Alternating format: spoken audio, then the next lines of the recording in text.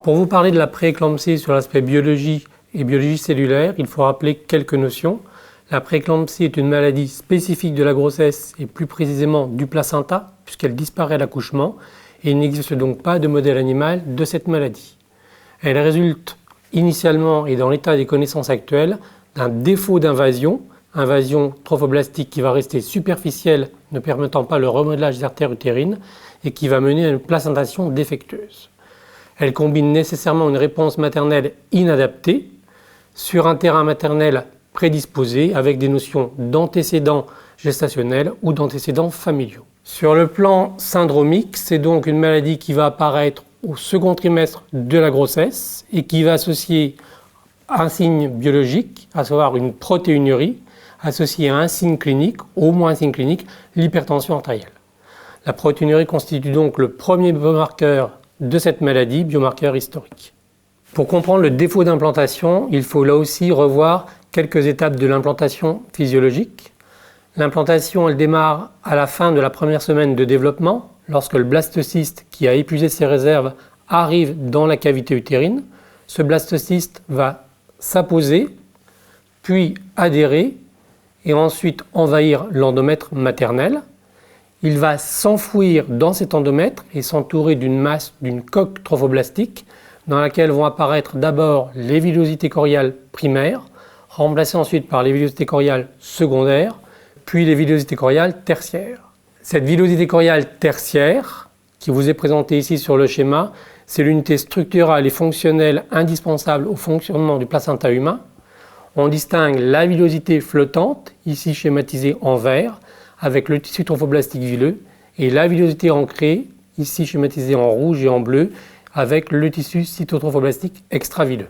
Cette implantation, elle implique d'une part la mère et d'autre part l'œuf. Sur le côté mère, la décidulisation qui a été initialisée juste après l'ovulation sous l'action de la progestérone va se poursuivre. Et on va observer au niveau de l'endomètre que les macrophages présents vont produire du VEGF, facteur de croissance vasculaire, et des cytokines pro-inflammatoires qui vont permettre l'enfouissement de l'œuf. Les granulocytes tissulaires, eux, vont se transformer en cellules dites DUNK, cellules Natural Killers déciduales, et ces cellules UNK vont avoir une activité cytotoxique qui est relativement diminuée. Leur nombre va également diminuer au cours de la grossesse. Ces cellules expriment un récepteur particulier, le récepteur KIR. Enfin, les lymphocytes maternels, qui présentent initialement un profil de type helper 1, qui implique une stimulation de la réponse immunitaire cellulaire, vont basculer sur un profil de lymphocyte helper type 2, qui lui va stimuler la production d'anticorps. Il est également impliqué en fait dans la stimulation de facteurs angiogéniques et il stimule la migration des CTEV. Donc grosso modo, du côté maternel, on va observer donc une modération de la réponse immuno-inflammatoire. Si on se place du côté du trophoblaste, ce que l'on observe, c'est que l'œuf ne va pas exprimer les antigènes HLA de classe 2 et donc on n'aura pas de stimulation de la réaction des lymphocytes B. Les antigènes HLA de classe 1, les antigènes de type A et B ne sont pas eux non plus exprimés, donc on n'aura pas de reconnaissance par les lymphocytes maternels. Par contre, on va avoir expression d'antigènes particuliers pour les antigènes de classe 1, antigènes HLA C, G et E. L'antigène HLA C en fait va interagir avec le récepteur KIR des cellules NK et va les inhiber. L'antigène HLA G, lui, il est quelque part là pour masquer en fait le trophoblaste et faire en sorte qu'il ne soit pas reconnu par les cellules NK. Il va de plus induire la production de cytokines de type 2 qui favorise l'angiogenèse et l'invasion. Enfin, au niveau du placenta, ce qu'on observe, il y a l'expression d'une protéine particulière, protéine placentaire de type 13. C'est une galectine, c'est-à-dire une molécule impliquée dans les phénomènes d'invasion, d'adhésion et d'apoptose. Et elle va être sécrétée en quantité croissante dans le sang maternel au cours de la grossesse. Donc cette fois, si on fait la synthèse du côté de l'œuf, tout est fait pour que l'œuf n'apparaisse pas comme étranger à l'organisme maternel et qu'il soit accepté.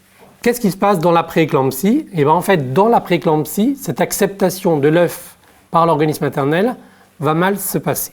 Du côté de la mère, le premier élément que l'on observe, c'est qu'on ne va pas avoir une diminution des cellules NK, mais au moins le maintien d'un nombre constant, voire une augmentation.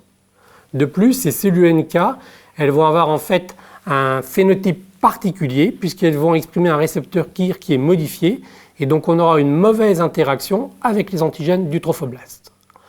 Enfin, on sait que la balance d'un profil de type lymphocyte Th1 vers un profil lymphocyte Th2 va être altérée et donc on va avoir maintien d'une réaction inflammatoire à un niveau élevé dans le cas de la prééclampsie.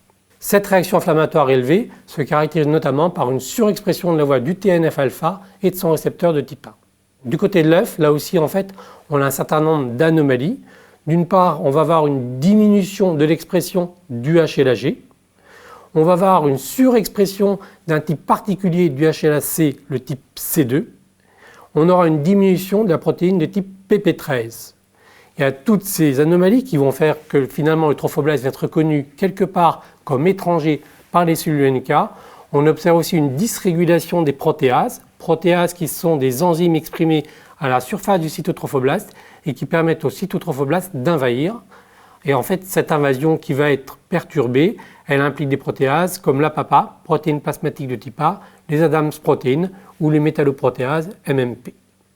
Donc l'interface materno-placentaire va être le siège d'une réaction inflammatoire avec un niveau élevé, du maintien d'une réponse immunitaire importante qui fait que l'œuf va être mal accepté.